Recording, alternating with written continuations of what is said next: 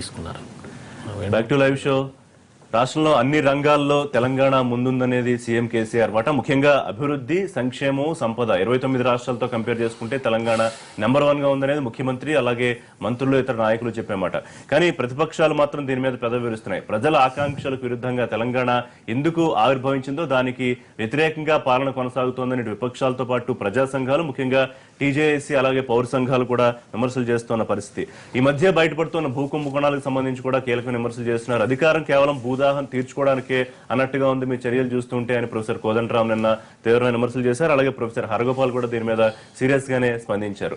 దీనికి ప్రభుత్వం వైపు నుంచి ఏ సమాధానం ఉంటుంది? కేవలం దిద్దుబాటు చర్యలేనా లేకపోతే ఏమైనా జరిగే అవకాశం ఉంటుందనేది మాట్లాడాలి. ఇక రాష్ట్రపతి ఎన్నికకి సంబంధించి ఖచ్చితంగా విపక్షాలైతే పోటీ పెట్టడానికి సిద్ధమవుతూ ఉన్నాయి. రామ్నాథ్ కోవింద్ అందరి వాడు అయ్యే అవకాశం కనిపించట్లేదా? మీరా కుమార్ గానీ లేకపోతే ప్రకాష్ అంబేద్కర్ మనవుడు ఆయన్ని తెరపైకి తీసుకొస్తున్నారు. బలం చాలా స్పష్టంగా ఇటు ఎన్డీఏకి అనుకూలంగా ఉన్నా కూడా మరి పోటీ అనివార్యం అవుతుందా? ఖచ్చితంగా ప్రజాస్వామ్యంలో పోటీ పెట్టి తీరుతా ఉన్న మాటే నెగ్గించుకుంటారా అనేది చూడాల్సిన అవసరం ఉంది. ఇక నామినేషన్ కూడా తెలంగాణ రాష్ట్ర ముఖ్యమంత్రి కేసీఆర్ హాజరవుతున్నారు. ఇప్పటికే వారు ఢిల్లీ చేరుకున్నారు. ఈ అంశాల గురించి వాళ్ళ మనం మాట్లాడదాం లైవ్ షోలో. మనతో పాటు వేణుగోపాల్ రెడ్డి గారు తెలంగాణ బీజేపీ ముఖ్య నాయకులు జాయిన్ అవుతున్నారు. అద్దంకి దయాకర్ గారు తెలంగాణ పీసీసీ అధికార ప్రతినిధి, నోముల నరసింహ గారు టీఆర్ఎస్ సీనియర్ నాయకులు, మాజీ ఎమ్మెల్యే, అరవింద్ కుమార్ గౌడ్ టీడీపీ నుంచి కొద్దిసేపట్లో జాయిన్ అవుతారు. రైట్, వేణుగోపాల్ గారు, ఒకటి కేంద్రమే చెప్పింది అంటున్నారు ముఖ్యమంత్రి. ఇటు సంపద, సంక్షేమం, అభివృద్ధి చాలా ముఖ్యమైన అంశాల్లో నెంబర్ 1 గా ఉంటే ఇంకేమిటి తెలంగాణ రాష్ట్రానికి ఇబ్బంది? సో ప్రతిపక్షాలు కేవలం విమర్శల కోసం మాత్రమే విమర్శలు చేస్తున్నాయా? ముఖ్యమంత్రి చెప్పినా మంత్రులు చెప్పినా అదే మాట. కేవలం ఒక గొర్రెల సంబంధించి దాన్ని పెంపకందారులు వాళ్ళకి ప్రోత్సాహంతోనే 25,000 కోట్ల ఆదాయాన్ని సృష్టించబోతున్నామని ముఖ్యమంత్రి చాలా స్పష్టంగా చెప్పారు. అనేకమైన ఎంబీసీ కార్పొరేషన్లు ఇవన్నీ తీసుకున్నాం అని చెప్తున్నారుగా. ఇప్పుడు ప్రభుత్వం అన్ని సక్రమంగా ఉన్నాయి, అన్ని బాగున్నాయి అని అనుకుంటే ఎవరికి అభ్యంతరం లేదు. తర్వాత మేము అందరం కూడా ఎప్పుడు కూడా తెలంగాణ రాష్ట్రం అది పేద రాష్ట్రం లేకపోతే ఆర్థికంగా వెనుకబడ్డ రాష్ట్రం అని మేము కూడా ఎప్పుడు చెప్పలేదు. కానీ వచ్చిన సంపద ప్రజలకు పంపిణీ అవుతున్నదా లేదా అనేది ముఖ్యం. పెట్టిన ఏ స్కీమ్ అనేది ప్రజల దాకా చేరుతుందా లేదా అనేది ముఖ్యం. తర్వాత అధికారులు పనిచేస్తున్నారా లేదా, రాజకీయ నాయకులు దీంట్లో చట్టసభలో ఉన్న శాసనసభ్యులు కానీ పార్లమెంట్ సభ్యులు కానీ వాళ్ళ యొక్క పని విధానం చక్కగా ఉన్నదా లేదా, ప్రజలకు అందుబాటులో ఉన్నారా లేదా, ప్రభుత్వంలో జవాబుదారీతనం ఉన్నదా లేదా, ఇవి ప్రధానమైన అంశాలు. మరి అవినీతి సంగతి ఏంది? ఇప్పుడు ఈ మధ్యలో ఇంతకుముందు కోదండరామ్ గారు మాట్లాడింది మీరే ఉటంకించారు, భూదాహం అన్నారు. ఈ భూములు ఆక్రమించేందుకైనా తెలంగాణ ప్రభుత్వం వచ్చింది అనేది. మరి ఏ లక్ష్యాల కొరకు అయితే తెలంగాణ రాష్ట్రంలో సాధించామో, ఏ లక్ష్యాల కొరకు మేము తెలంగాణ అడుగుతున్నామని మేము ఎన్నికలప్పుడు చెప్పామో అందులో ఒక్కటన్నా అమలవుతున్నదా?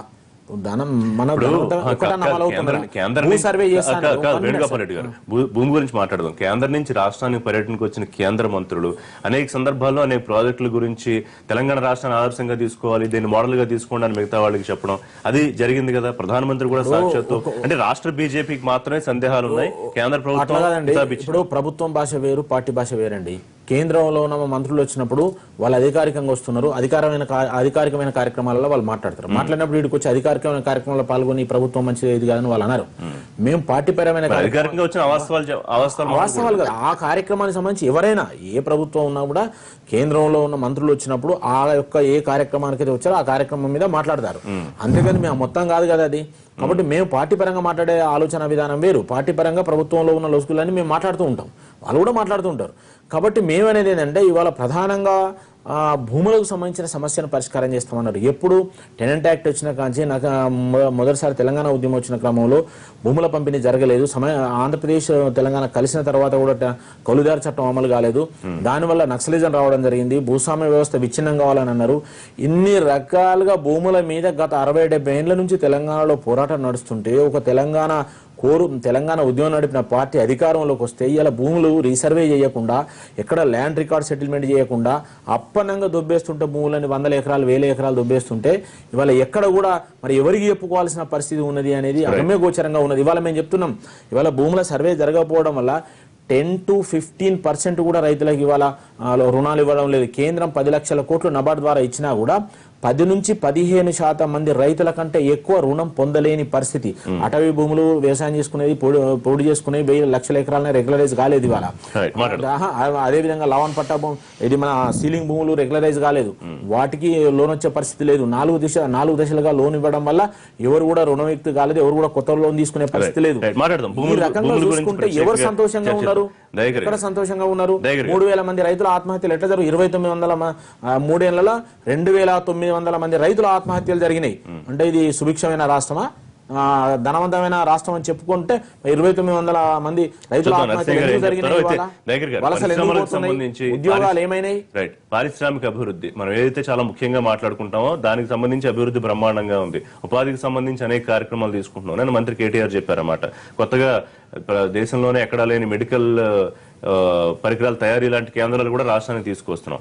మరి వెనుకబడ్డ వారికి ప్రత్యేక నిధులు, ఇంత విజనరీ పరిపాలన జరుగుతూ ఉంటే, హరీష్ రావు గారి మాటల్లో చెప్తే కనుక ఇంత విజనరీ పరిపాలన జరుగుతూ ఉంటే ప్రజల అభివృద్ధి చూడలేకపోతున్నారు కాంగ్రెస్ నాయకులు. చూడలేకపోతున్నారా? 3 సంవత్సరాల్లోనేనా తెలంగాణ వచ్చిన 3 సంవత్సరాల్లోనే అంతే. అంటే 2 రాష్ట్రాలు విడిపోక ముందు పరిపుష్టమైన రాష్ట్రం ఇది. విడిపోయినాక కూడా చాలా ఆర్థికంగా 2 రాష్ట్రాలు కూడా, ఇప్పుడు మీరు ఏంది ఇన్కమ్ జనరేషన్ ఫ్రమ్ ఆంధ్రప్రదేశ్ చేయండి, ఇప్పుడు 85-90,000 crores వచ్చింది. ఇప్పుడు ఇక్కడ కూడా 91-92,000 crores వచ్చింది. రెవెన్యూ సర్ప్లస్ మిగిలిన తెలంగాణకు అంతే, ఆంధ్రప్రదేశ్ కు డెఫిసిట్ తో ఇయ్యగలిగినాం. 2 రాష్ట్రాలు కూడా అన్ని రంగాల్లో 5th లార్జెస్ట్ స్టేట్ గా ఆంధ్రప్రదేశ్ ఉన్నది. ఎప్పుడు 2014 కంటే ముందు నుంచే. ఈ బీదరుపులు నక్కరుపులు ఎట్లా చేస్తారంటే, నష్టపోయినప్పుడు గత ప్రభుత్వాలని అంటారు, లాభపడ్డప్పుడు మేమని చెప్పుకుంటారు. బీదరుపులు ఎప్పుడు తెలంగాణ ప్రభుత్వం అనలేదు. తెలంగాణ ప్రభుత్వం అయిపోతే 4 సార్లకి ఎందుకు ఇచ్చినాం మన వాయిదాలు? ఎందుకు 35,000 కోట్ల? అరే 35,000 కోట్ల రూపాయలు Yogi Adityanath at a time చేసిండు. ఇలా 2 లక్షల ఒక వ్యక్తికి 2 లక్షల రూపాయలు పంజాబ్ రద్దు అదే వ్యవసాయ రుణాలను మాఫీ చేసింది. మనం 4 సార్లకి ఎందుకు ఇచ్చినాం? ఒకవేళ ఆర్థికంగా పరిపుష్టి కనుక ఉంటే. నిధులను దొంగలకు దోచిపెట్టే పనిలో ఉంది, అది సమస్య. అక్కడ ప్రతిపక్షాలు మాట్లాడుతున్నాయి, దాని గురించి మనం ఆలోచించాలి. కానీ ప్రభుత్వము గవర్నర్ పాలన ఉన్న ఈ డెవలప్మెంట్ కార్యక్రమాలు జరుగుతాయి. మీరు తీసుకోండి, 2013 ఏంది మార్చి నుంచి, అది 2014 ఫిబ్రవరి నుంచి నువ్వు మార్చి వరకు చూడండి, ఎక్కడ కూడా టెంపో మిస్ కాదు. మీరిచ్చిన హామీల మీద చర్చ జరుగుతుంది. గత ప్రభుత్వాల మీద చర్చ చేసేటప్పుడు మీరు అంటున్న విషయాలు ఏవైతున్నాయో, ఈ ప్రభుత్వంలో పొలిటికల్ పాలసీస్ మీద చర్చ జరుగుతుంది తప్పితే, పెన్షన్ 200కు 1000 రూపాయలు ఇస్తావు, 500కు 1500 ఇస్తావు, ఇది కామన్ థింగ్. ఉద్యోగులకు జీతాలు రెగ్యులర్గా ఇచ్చేవే. నీ నిర్ణయాల వల్ల ప్రభుత్వానికి రాబడి ఎంత వచ్చింది, నీ నిర్ణయాల వల్ల ప్రజలకు మేలు గత ప్రభుత్వాల కంటే ఎక్కువ ఏం జరిగింది అనేది ఒక ఎగ్జాంపుల్ తీసుకుందాం. ప్రతి సంవత్సరం కనీసంగా 50,000 నుంచి 60,000 ఇండ్లు కట్టేటోళ్ళం మనం. ఈ 3 సంవత్సరాల నుంచి కనీసంగా ఒక 5,000 ఇండ్లు కూడా కట్టుకోలేకపోయినాం మొత్తంగా కూడా. అంటే ఇది డెవలప్మెంట్ గురించి చర్చిస్తాం. ఉద్యోగాలు, గత ప్రభుత్వంలో ఉద్యమం జరుగుతున్న కాలంలో 1,60,000 నోటిఫికేషన్స్ వేసి వివిధ రంగాలకు సంబంధించి 1,06,000 ఉద్యోగాలు ఫిల్ చేసుకోగలిగినాం ఆన్ రికార్డ్. కానీ ఈ 3 సంవత్సరాల్లో రామ్ గారు అన్నారు, ఇప్పుడు ఉద్యమానికి 2014 తెలంగాణ రాష్ట్ర ఆవిర్భావానికి ముందు నుంచి 3 ఏళ్ల ముందు నుంచి కూడా ఏ నోటిఫికేషన్ లేవు, ఉద్యోగాలు లేవు అన్నారు.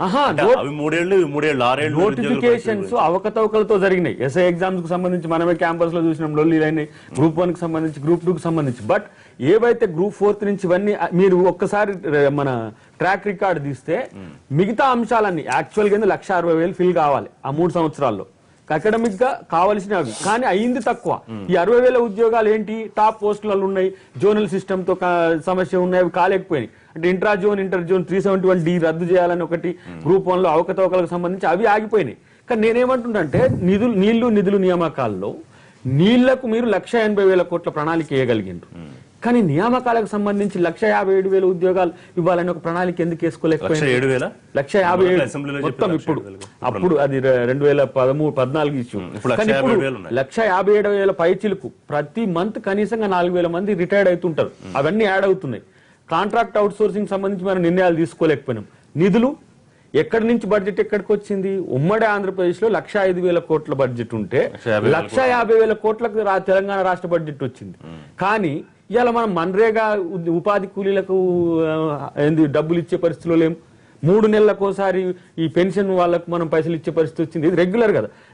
జీతాలు ఇచ్చే పరిస్థితుల్లో మనం పిఆర్సీని ఏరియర్స్ ను 3 సంవత్సరాల తర్వాత కానీ మనం ఇప్పుడు యాడ్ చేసుకునే పరిస్థితి లేదు. ఇంకా అది కూడా పిఎఫ్ కు ఏదో చేసే అవకాశం ఉంది. అంటే ఆర్థికమైన అంశాలన్నిటినీ ఎక్కడ మనం దోచిపెడుతున్నామంటే, ఈ మీరు అన్నారు కదా గతంలో సీమాంధ్ర పెట్టుబడిదారులు దోచుకుంటున్నారు అన్నారు కదా, అగో ఆ ప్రాజెక్టులు కాట్లేవు, కాలువలకు పైసలు ఇస్తున్నారు ఇప్పుడు. సో గతంలో ఏమన్నారు, అంటే కాంగ్రెస్ అట్లా పార్టీ ప్రభుత్వం- తుమ్మిడిహెట్టి కడ కట్టలేదు, ఏడగట్టలేదు, కాలువ ఎట్టుకు దోగుతారా అంటే మరి ఈయన ఎందుకు దోగుతారు?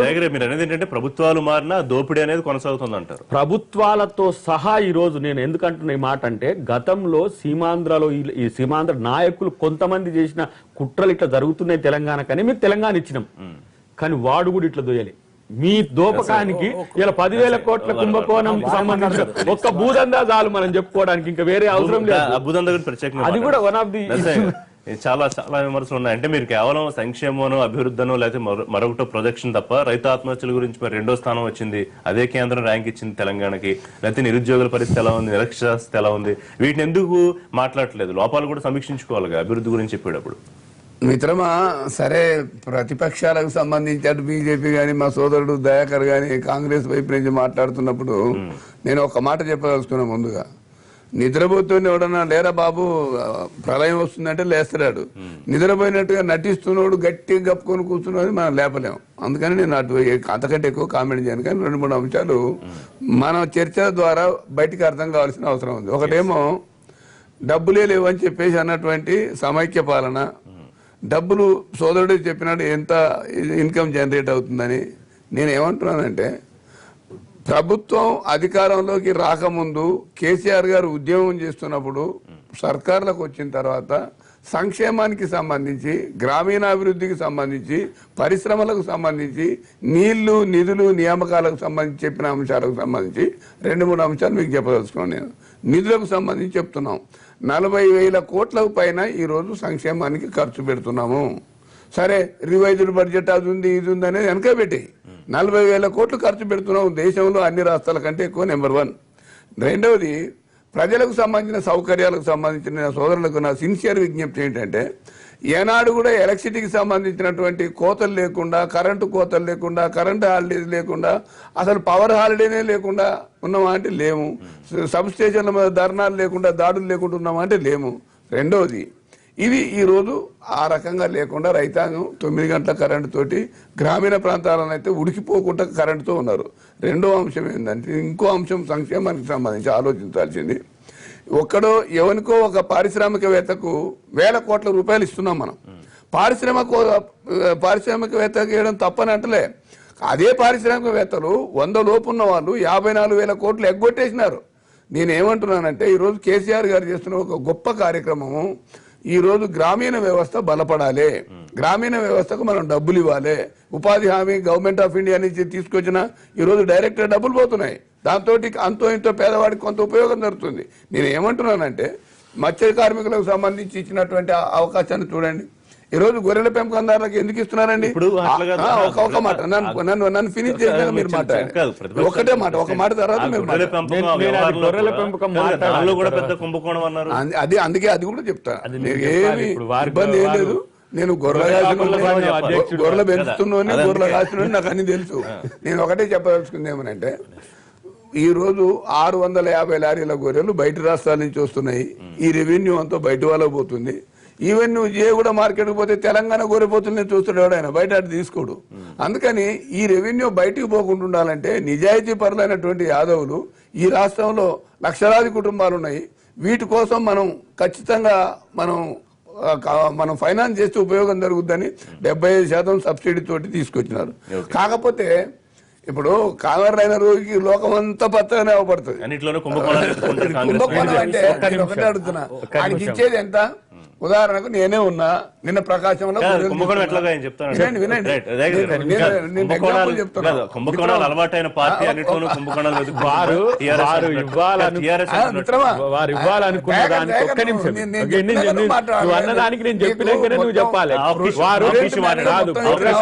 సంఘం వారు రాష్ట్ర ఫెడరేషన్ అధ్యక్షులుగా కూడా ఉన్నారు. మా నల్గొండ జిల్లాలో పేరెరిగిన పెద్దగొల్ల మాకు, ఎందుకంటే మొదటి నుంచి మేము పుట్టి పెరిగిన కాంచి.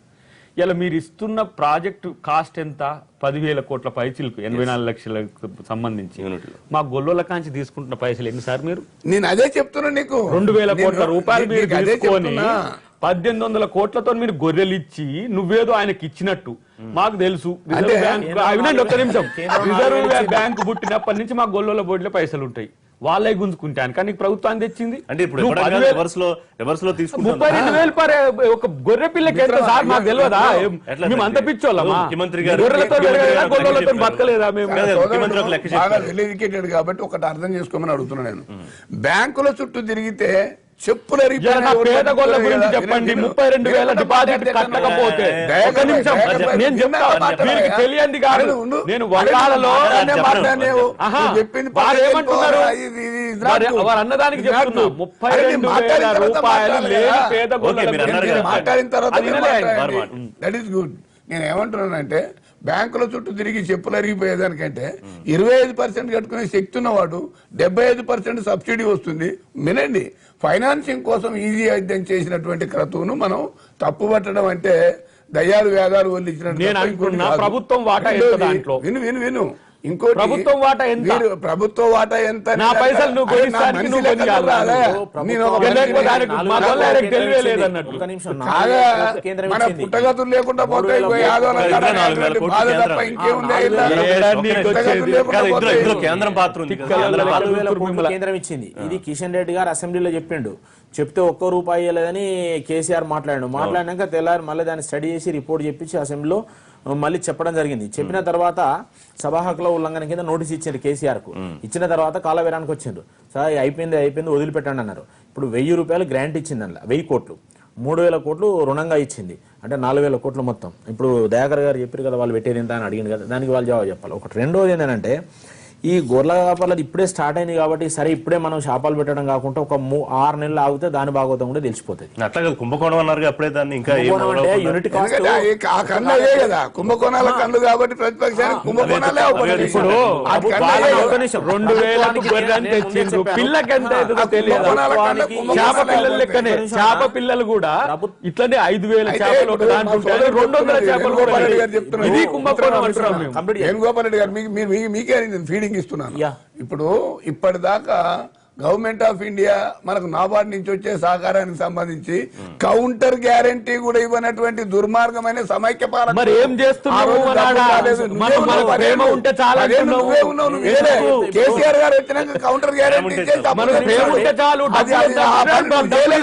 ప్రేమిస్తున్నాను నిన్ను. మరి సమస్య ఈ 1,25,000 యూనిట్ ఏదైతే ఉన్నదో దాంట్లో 50,000 రూపాయలు మిగులుతున్నాయి అనేది యాదవులే చెప్తున్నారు. కాబట్టి ఇవాళ ప్రభుత్వం ఏ స్కీమ్ పెట్టినా కూడా దాని మీద నియంత్రణ లేదు, కంట్రోలింగ్ లేదు, జవాబుదారీతనం లేదు. దానివల్ల దుర్వినియోగం ఎక్కువైతున్నది, ఫలితం తక్కువ వస్తుంది.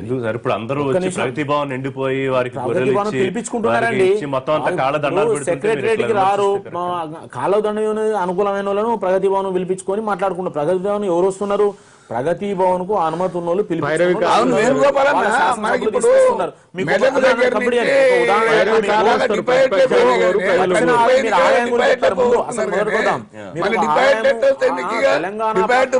కావాల్సింది 5 ఏళ్లలో 25,000 కోట్ల ఆదాయాన్ని సృష్టిస్తారు.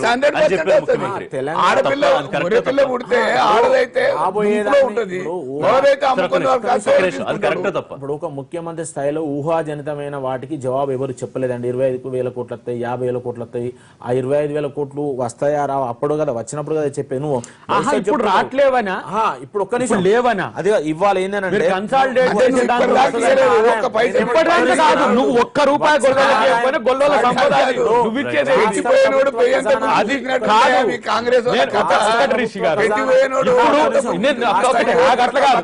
మొత్తం 4,36,00,000 పైచిలకు లైవ్ స్టాక్ ఉంది ఇక్కడ భారతదేశంలో. 2,36,000 పైచిలకు లైవ్ స్టాక్ 2 తెలుగు రాష్ట్రాల్లో ఉంది. 2 తెలుగు రాష్ట్రాలు 2 కోట్ల. మనకాడ మొత్తంగా తెలంగాణ వినండి, నేను లెక్కలు తీసిన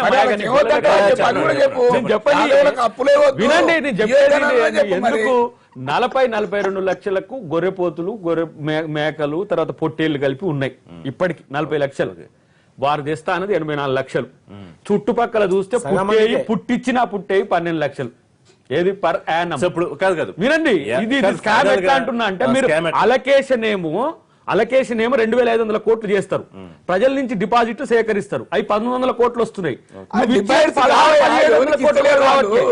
పైసలు ఏం చేస్తున్నారు? నేను అంటున్నా at a time 10,000 crores federation కి డిపాజిట్ చేయండి, ఇంట్రెస్ట్ 1,000 crore వస్తుంది. మీరు దాంతో చేస్తే ప్రభుత్వ సొమ్ముతో పేదోనికి మేలు చేయమంటే నా పైసలు తీసుకొని నువ్వేదో బేరం చేసి నాకేం చేసేది? సార్ ఇదొక తేడాలి. పైసలు విషయం అండి. అదేదో ఎవరు తెలంగాణ గొల్లలంతా బగరాలనుకుంటున్నారు, నాకు అర్థం కాదు. గొర్రె కాపర్లకు సంబంధించి యాదవులకు సంబంధించి 5 పైసల విలువ ఇచ్చిన మొహం ఆ కాంగ్రెస్ కాదు, ఈ అయ్యా, ఈయన అబద్ధాలు అయితే ఆత్మవంచన చేసుకుంటున్నారు.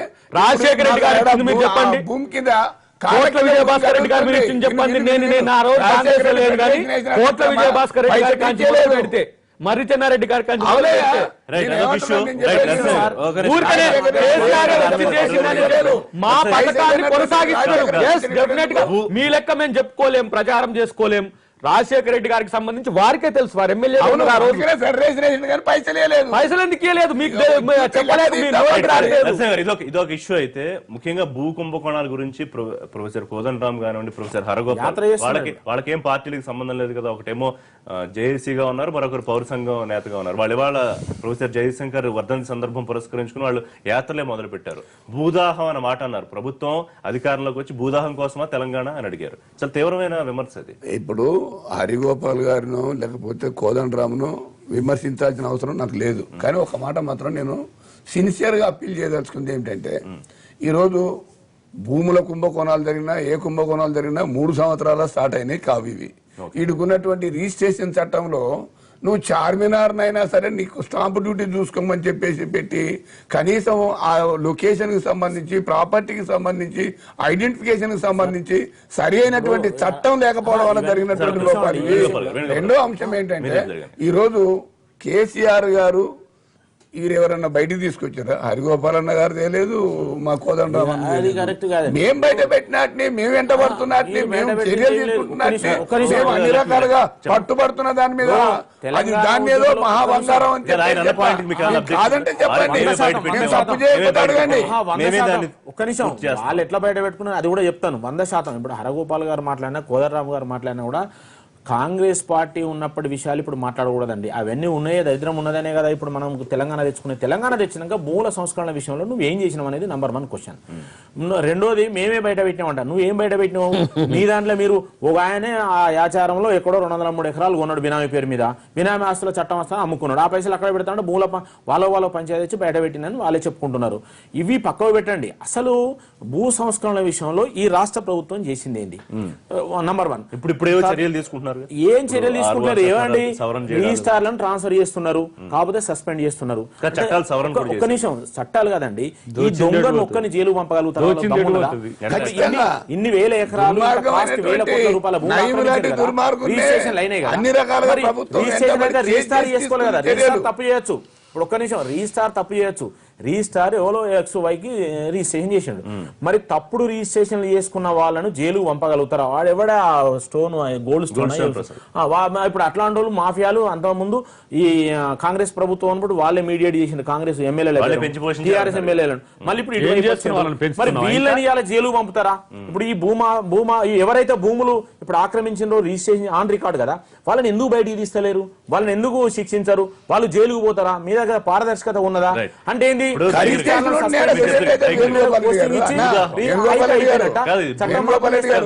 నేరం చేసిన వాళ్ళని ఎందుకు బయట? నేరం చేసిన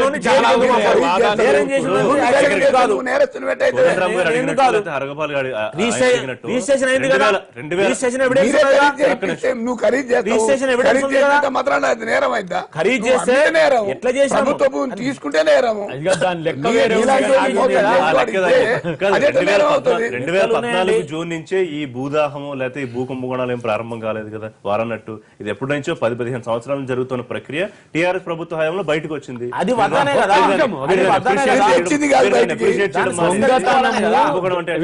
దొంగతనము చెయ్యబోతే దొరికిండు, దొంగతనం చెయ్యబోతే దొరికిండ్రు. ఓకే, బయట పెట్టలే. వాళ్ళ రైవల్ పార్టీ రియల్ ఎస్టేట్ ఎవరైతే ఉన్నారో gold stone Prasad opposition party పేపర్లకు లీక్ ఇచ్చింది. పేపర్ల వార్తలు వచ్చిన తర్వాత ప్రభుత్వం రివ్యూ చేసింది. రివ్యూ చేసి ఏం చేసింది? స్కామ్ లేదని చెప్పింది. స్కామ్ లేదని చెప్పింది. ఇదే స్కామ్ మనం చర్చించుకుంటున్నాం. ఏమంటున్నాడు వాడు? మేమే బయట పెట్టాం. ఎవరిది బయట పెట్టినావు? ఎవరు బయట పెట్టిండ్రు? స్కామే లేదు కదా. దొంగల్ని నయం ఇష్యూలో ఎట్లా కాపాడినరో కాంగ్రెస్ ఈ అంశంలో కూడా కాపాడుతున్నారు. దొంగల్ని కాపాడడానికి నీకు అధికారం రెండు ఇచ్చిందా? వాయిస్లు వచ్చాయి. ఆవిర్భావ దినోత్సవం సందర్భంగా ఇంటర్వ్యూ ఇచ్చిన కేటీఆర్ గారు దాదాపు 12,000 కోట్ల వ్యవహారం ఇది మొత్తం ప్రభుత్వం బయటపెట్టింది అన్నాడా? Yes.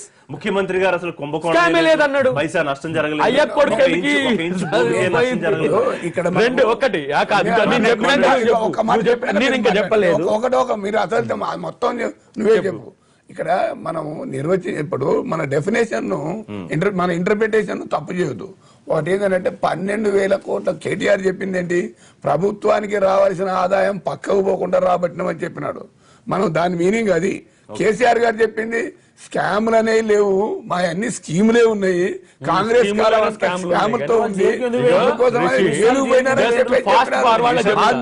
బయట పెట్టామని చెప్పినారు.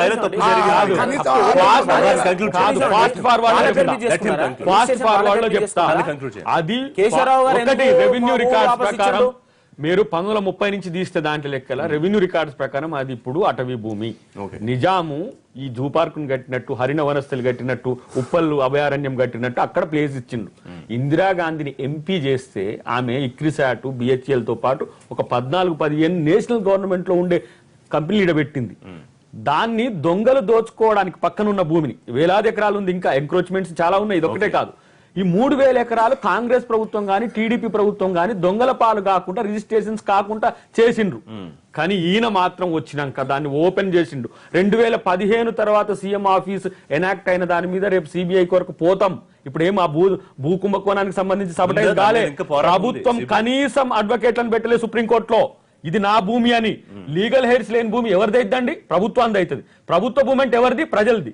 ప్రజల భూమి కాపాడమని నీకు అధికారం ఇస్తే దొంగలకు దోచి పెడుతుంటే సీమాంధ్ర నాయకులు ఒకవైపు దాన్ని ప్రొక్యూర్ చేస్తే వాళ్ళని ఈ రోజు ముద్దాయిలుగా చేస్తారు. గత ప్రభుత్వాలు చేసిన గోల్డ్ స్టోన్ ప్రసాద్ కాదు, మళ్ళా ఎవరైనా కాంగ్రెస్ పార్టీ అయితే టీడీపీ అయితే టీఆర్ఎస్ అయితే సమాధానం చెప్తారు. బ్రేక్ తర్వాత టీఆర్ఎస్ వర్షన్ తీసుకుందాం. లైవ్ షోలో షార్ట్ బ్రేక్.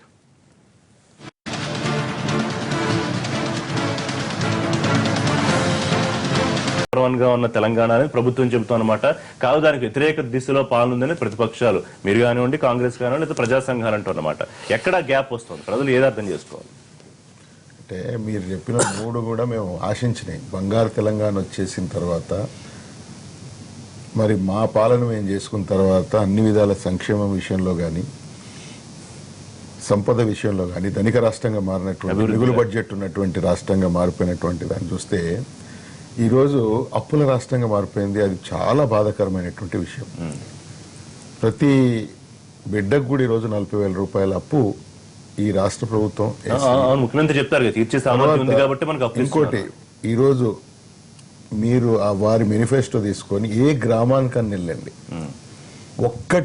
ఒక రోడ్ వేసినామనో, ఒక పంచాయతీ ఆఫీస్ కట్టినామనో, ఒక స్కూల్ బిల్డింగ్ కట్టినామనో ఒక్కటి చెప్పమని ఛాలెంజ్.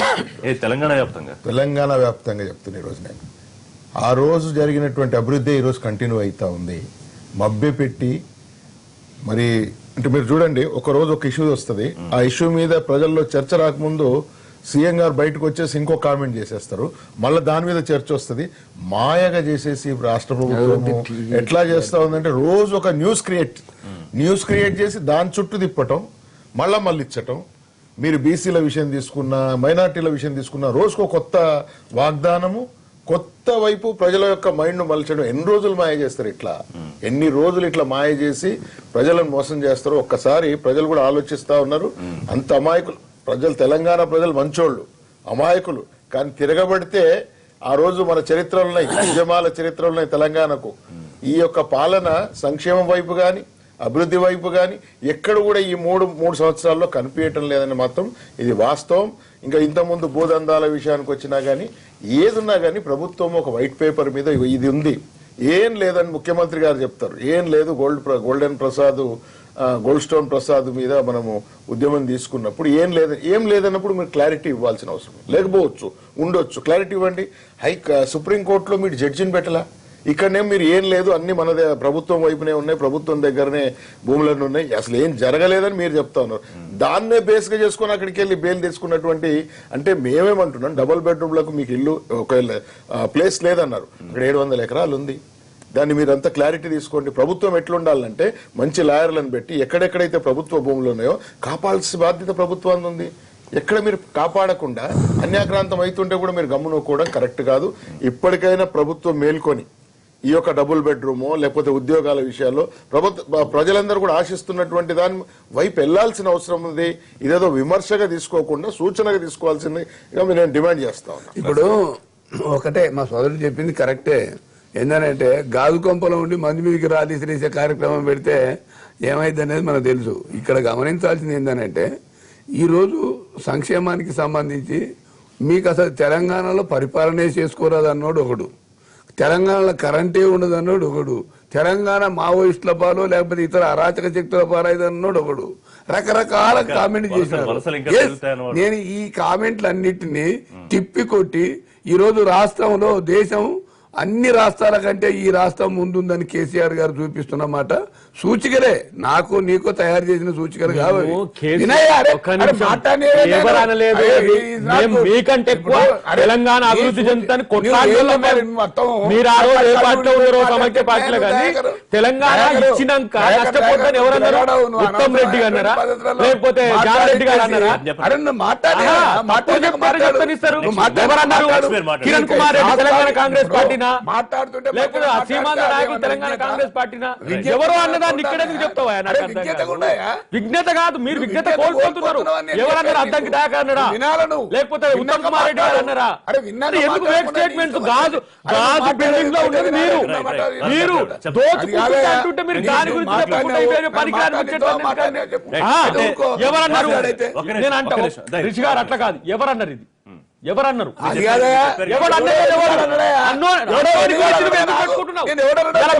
ఎవరు చెప్పు నాకు. ఎవరు కాంగ్రెస్ పార్టీ నాయకులు టీడీపీ నాయకులు ఎవరన్నారు? నేను చెప్పదలుచుకుంది నువ్వు చెప్పదలుచుకుంది ఇష్టాన్ని చెప్పి మా మీద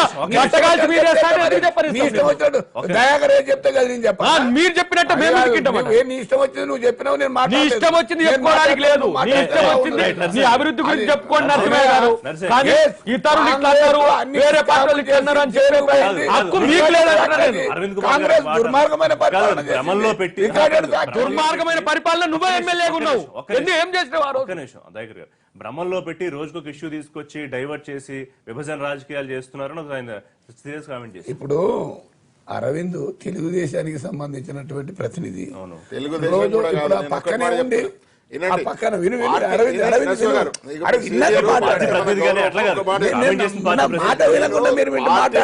పరంగా ఒక పౌరుడుగా మాట్లాడుతున్నారు. నేను పక్కన నీకో రాష్ట్రం లేదా? పక్కన నీకో రాష్ట్రం లేదా? ఏది పక్కన నీకో రాష్ట్రం లేదా? పక్కన నాకు రాష్ట్రం ఉంటే నేను ఇక్కడ బతకలేనా?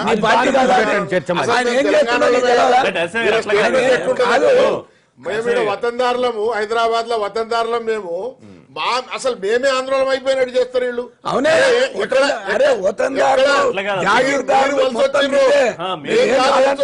మమ్మల్ని అందరినీ కూడా మీరు మభ్యపెట్టి తెలుగుదేశం పార్టీ అంటే తెలంగాణ పార్టీ అంటే తెలంగాణ ప్రాంత నాయకులే అధికారంలో వస్తారు. టీడీపీని ఆయుష్ గురించి మనం దోచుకున్నది మాట్లాడితే ఇతరుల మీద మాట్లాడడం కాదు. సరే ఇట్లా భూములు ఇక్కడ ఒకసారి అడ్డు తగిలితే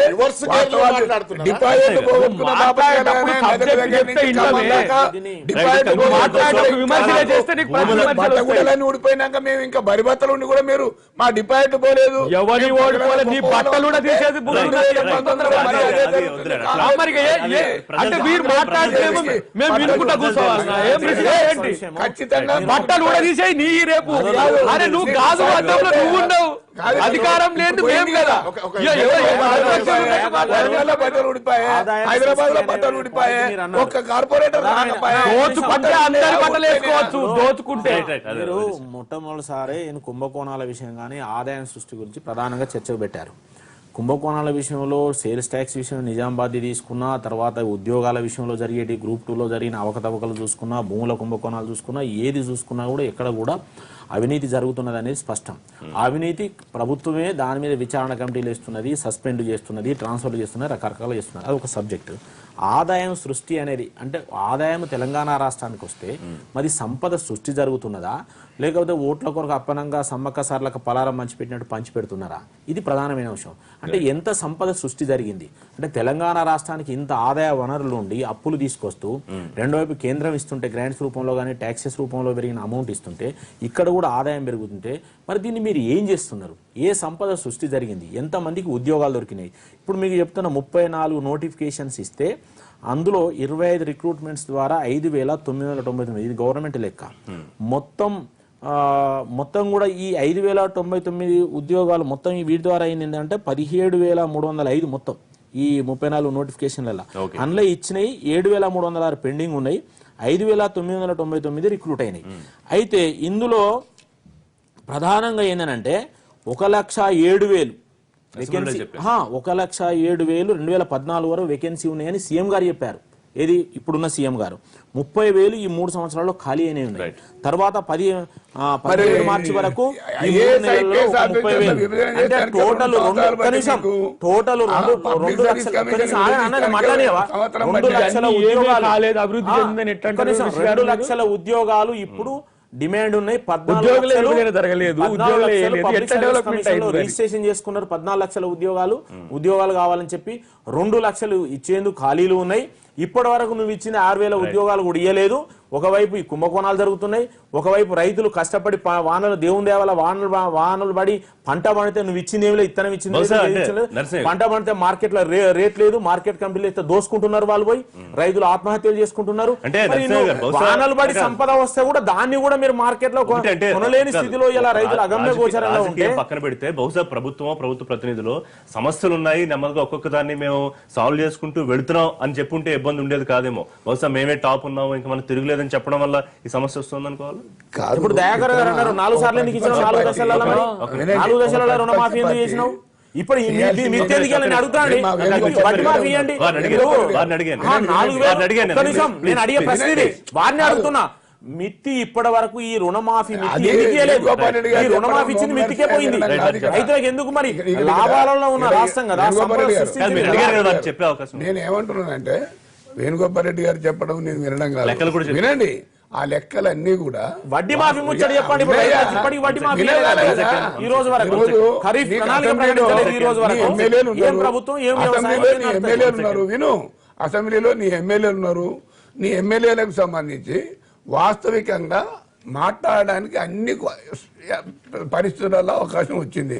ఇగో ఈ పద్ధతులలో మీరు పనిచేయలేకపోతున్నారు, ఈ పద్ధతులలో నిధులు ఖర్చు పెట్టలేకపోతున్నారు చెప్పగలిగినటువంటి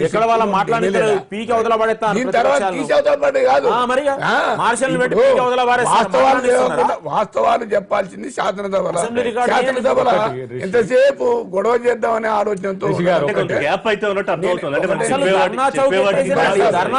నిర్మాణాత్మకమైనటువంటి మళ్ళీ నిజాం ప్రభుత్వం తీసుకొచ్చారండి. ధర్నాలు చేయొద్దు, అసెంబ్లీలో మాట్లాడొద్దు. దోపిడీ ఉంది, దోపిడీ ఉంది, దాన్ని అరికట్టడానికి ఏం చేయాలో కూడా చెప్పాలి కదా. స్థానికంగా మన బాధ్యత ఉంది కదా. ఈ రోజు హరీష్ రావు గారు వెంటబడి అన్ని కార్యక్రమాలు మార్కెట్ కి సంబంధించి చేస్తున్నాడు. మీ సూచనలు ఇవ్వండి, మీ సలహాలు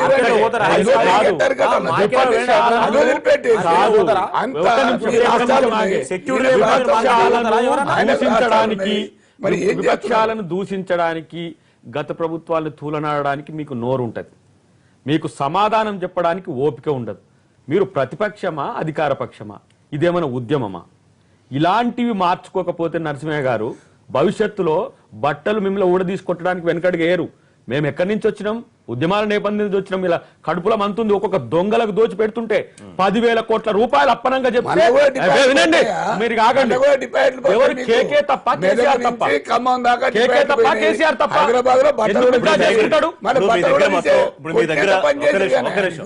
నరసింహ గారు మీరు ఆరోపణలు చేస్తున్నారు, మీ దగ్గర ఆధారాలు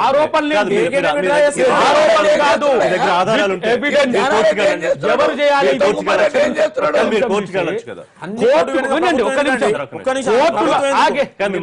కోర్టులో ప్రభుత్వం తరపున వాదించాల్సింది కాంగ్రెస్ పార్టీ, అడ్వకేట్ పెట్టలే. ఎవరికి అసెంబ్లీలో దొంగతనం నువ్వు ఏం చేస్తున్నాడు? చేస్తున్నావో చెప్పు. ఎవరికి జగన్ ఏం చేస్తున్నాడో నిన్ను నీవు దిగిపోయినాక తప్పు నేనే ఏం కాపాడుతాడాన్ని చేస్తున్నాడో నీ opposition party ఇది ఏమన్నా పనికిరాని ముట్టి ఒక గుర్రం పనులు చట్టగాళ్ళని అక్కడ చెప్పు. పెట్టేసి ఈయన స్టేట్మెంట్ ఇస్తాడు. సుప్రీం కోర్టులో వీళ్ళకి బెయిల్ ఇవ్వాలన్నా వద్దా అని చర్చలు జరుగుతుంటాయి. ముఖ్యమంత్రి అక్కడ స్కామ్ లేదని ఇస్తాడు. ఇగో ఆ రాష్ట్ర ముఖ్యమంత్రి స్కామ్ లేదు అన్నాడు. ఇది ఎవిడెన్స్ గా పెట్టి వాళ్ళకి బెయిల్ వచ్చింది. ఇవాళ కేకే నేను విత్డ్రా చేసుకుంటా అంటాడు. అంటే కత్తితో పొడిచి సారీ నా తప్పైందని చెప్తా అంటారా? దొంగతనం చేసిన అరెస్ట్ చేయాలా లేదా? లేదు, కేకే కరెక్ట్ అయితే కేసీఆర్ తప్పు. స్కామ్ లేదని ఎట్లా డిక్లేర్ చేస్తాడు? విచారణ జరిగిందా? ఎంక్వైరీతో ఎక్కడ తేలిందని చెప్తారు మీరు? ఇలాంటివి దొంగల్ని కాపాడే పని మీరు నయంలో చేసిండ్రు. సేమ్ ఇక్కడ కాంగ్రెస్ పార్టీ మిమ్మల్ని అధికారం ఇచ్చింది దొంగల్ని ఈ రోజు భవిష్యత్తులను కాపాడింది మేము దొంగల్ని బయట పెడుతున్నాం కదా. ఎవరిని చేసిండ్రు? ఏది ఒక్క రాజకీయ నాయకుడు పడతలేడే నాకు. కేశవరావు గారు మీ ఎన్టీవీలో ఎన్ని పేర్లు చూసిన నేను ఒక్క లేడే దాంట్లో. డైరీ మిస్ అయింది. ఆ డైరీలో పేజీ దొంగల్ని దోచుకుంటూ దొంగే అవుతాడు, పాలకుడు కాడు. దొంగలను కాపాడితే చెప్పండి మీ కేసీఆర్ గారికి, దొంగల్ని కాపాడితే దొంగనే అవుతారు. పాలకుడు ఎక్కడ కూడా ప్రజల రక్షకుని ఉండాలి. అది మేము కోరుకుంటున్నాం. అరే నువ్వు కాంగ్రెస్ పార్టీ ఉన్న వాళ్ళని కూడా అరెస్ట్ చేయబోయి అంటున్నారు. నేనేమన్నా ఆ భూస్కామ్ లో ఉన్నాడు తీసిన లోపల పెట్టు, లేదు అక్రమాల్లో పాల్గొన్నా నేను వాడిని ఉన్న అడ్డంక పెట్టి కాంగ్రెస్ పార్టీని అరే ఉన్నవాడు ఎవరైనా దొంగే, దొంగతనం చేసిన దొంగ అవుతాడు. ఎట్లా ఉన్న వాళ్ళకి ఇబ్బంది కాదండి, ఒకవేళ ఉంటే పెట్టండి. కాపాడమని ఇచ్చింది కాంగ్రెస్ అయితే, టీఆర్ఎస్ అయితే, టీడీపీ అయితే కాపాడమని అధికారం ఇచ్చింది. ఇదివరకు చేసింది కాబట్టి ఇప్పుడు మీరు చేస్తే సమానం అయిపోయినట్ట. కాంగ్రెస్ చేసిందని ఎట్లా చెప్తావు? వాళ్ళు అన్నారని చెప్తున్నా. హరీష్ రావు కాంగ్రెస్ పార్టీ ఇదివరకు చేసింది అని చెప్పిండు. చేసిందో చేయలేదో నాకు తెలియదు. ఆయన కాంగ్రెస్ లో మంచిగా ఉన్నాయి, వాళ్ళ సార్ కాంగ్రెస్ చేసింది కాబట్టి నేను చేసిన కాబట్టి బరాబర్ సరిపోయినట్ట.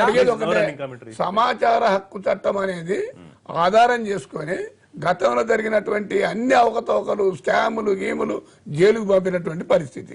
ఈ రోజు లేదా సమాచార హక్కు చట్టం? ఏది? ఈ రోజు కోర్టులు లేవా? ఇప్పుడు వాడలేక మధ్యలో మీరు సమాచార కమిషనర్ లేరు, డొమైన్ అన్ని క్లోజ్ చేసి పెట్టిండు. డొమైన్ లైన్ క్లోజ్ చేసి పెట్టిండు. మాకేం తెలియలేక కాదు, మొదటి నుంచి పూర్తి స్థాయిలో పోరాటాలు డొమైన్లు లేవే, నువ్వు సమాచారమే లేదు నీది. ఇవాళ టీజేఏసీ పౌర సంఘాలు ఒక కార్యక్రమం తీసుకున్నాయి, యాత్రలు. మీరు కూడా వాళ్ళతో కలిసి ఏమన్నా పార్టిసిపేట్ చేస్తున్నారా? కాంగ్రెస్ తెలుగుదేశం పార్టీలు కలిసి వస్తాయా? కాంగ్రెస్ తెలుగుదేశం పార్టీల పరంగా అసలు సిద్ధాంతాలు విరుద్ధం. మేము పుట్టిందే కాంగ్రెస్ పార్టీకి వ్యతిరేకంగా పుట్టినటువంటి పార్టీ మాది. కాంగ్రెస్ కలుస్తారు ప్రజా సమస్యల మీద. ఎక్కడ ఎవరు చేసినా ఏది చేసినా ప్రజలకు న్యాయం చేయటంలో ఏ రాజకీయాలకు అతీతంగా అక్కడ ప్రజా ఉద్యమంలో తెలుగుదేశం పార్టీ తెలంగాణ ప్రాంతంలో ప్రజలకు అన్యాయం జరుగుతుంటే తప్పకుండా ముందుంటది. పార్టీలకు అతీతంగా మాట్లాడుతున్నాం, పార్టీలు కాదు ఇక్కడ. మనకు ముఖ్యంగా ఏంటంటే మీరు పార్టీలను ఉండనియరు, పార్టీ నాయకులను తీసేసుకుంటారు, ఎవరైనా చేస్తే వాళ్ళను మీరు భయపట్టిస్తారు, వ్యతిరేకంగా మాట్లాడతారు, ఎక్కడ సమస్యను తేల్చరు, రైతులకు బేడీలు వేస్తారు. అసలు రైతులు తెలంగాణ రైతులకు బేడీలు వేస్తారు మీరు అంటే మీరు రైతులకు కాల్చి చంపినారు కదా బషీర్ బాగ్ లో. కాల్చంతో మీరు బేడీలు వేసేస్తారు. తెలంగాణ తెచ్చుకొని బేడీలు వేస్తారా మీరు?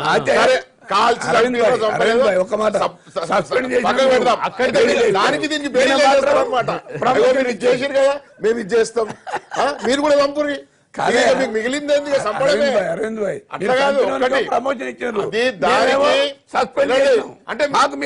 తెలంగాణ రాకముందు మనం ఏం చెప్పినాం? ఒక చిన్న విషయం ప్లీజ్. ఈ రోజు వరకు ఎంత దరిద్రం అంటే ఈ రాష్ట్ర ప్రభుత్వం ఖరీఫ్ ప్లాన్ ఇవ్వలేదండి. లోన్స్ క్లియర్ చేయలే. ఈ రోజు మేము బ్యాంక్ దగ్గర ధర్నా పెట్టాము. రైతులు అయోమయ స్థితిలో ఉన్నారు. బీజేపీ వాళ్ళ వడ్డీలు అట్లనే ఉన్నాయి. రద్దు చేసినాక డబ్బులు ఇచ్చే పరిస్థితి అయితే మన సర్కారు మనం ఇంకో మాట మాట్లాడతామంటే ఈ డబుల్ ఎడ్జ్డ్ మాటలు సరైనవి కాదు. హానీమూన్ పీరియడ్ అయిపోయింది, ఇంకా మీరు మాటలు చెప్పే పరిస్థితి లేదు. 3 సంవత్సరాల తర్వాత కూడా గప్పుడు ఉన్నట్టే ఉండాలి. ఎందుకు ప్రతిపక్షాల వాయిస్లు వేస్తుందంటే అది తప్పు. మీరు చేసిన పనుల మీద చర్చ జరుగుతుంది, ఓపికతో వినాల్సిన అవసరం మీకున్నది.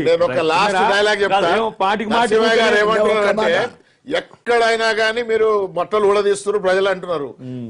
ఓల్డ్ సిటీలో బాబాలు ఉంటారు, బాబాల నిజాలు తెలిసే వరకు వాళ్ళ కాళ్ళే మొక్కుతుంటారు జనాలు. అర్థమైందా? బాబాల నిజాలు తెలిసినప్పుడు చెప్పలు టీఆర్ఎస్ ప్రభుత్వాన్ని బాబాలతో పోల్చారు చివరికి మీరు. కాదు ఒక్కటే అంతే రోజు ఇప్పుడు వారు ఒకటి లెక్క ఏమనుకుంటారంటే చెప్పండి. బాబాలలో మునిగిపోతున్నారు. దొంగ బాబాలు సార్, తెలంగాణ దొంగ బాబా కాదు. దొంగ బాబాలు, దొంగ దొంగ బాబాలు. బాబాలు, అదే దొంగ బాబాలు. రైతుల్ని కరెంట్ ఇప్పుడు మనం ఇయ్యలేక రోజు కాల్చి టీవీలో చంపేవాళ్ళు మీరు. అప్పటిదాకా రైతులకు పాపం కరెంట్ వాళ్ళని మెచ్చుకోవాలి. ఇయ్యలేక వాళ్ళని ఇయ్యలేక కాల్చి చంపేవాళ్ళు. చంపేవాళ్ళు నువ్వు వాళ్ళు. ఇచ్చి చంపుతున్నావు. ప్రజలు కూడా రైతుని అదే అయిపోతున్నాం అని మరి చెప్పిన దీని గురించి ఏం అసలు ఎందుకు జరుగుతుంది ఇట్లా? ఒక్కటే. మీరు కరెంట్ ఇచ్చి Finally నీళ్ళు ఇచ్చి నేను అన్ని ఇచ్చి చెప్పదలుచుకున్నా. గిట్టుబాటు కరెంట్ ధరలు వాళ్ళే పైసలు సార్, ఇస్తారు. కరెంట్ మేము ఇచ్చినాం. ఆయన conclusion చెప్పు. కరెంటు మేము ఇచ్చినాం, వాళ్ళే ఒక యూనిట్ ఉత్పత్తి ఎవరు ఇవ్వలే?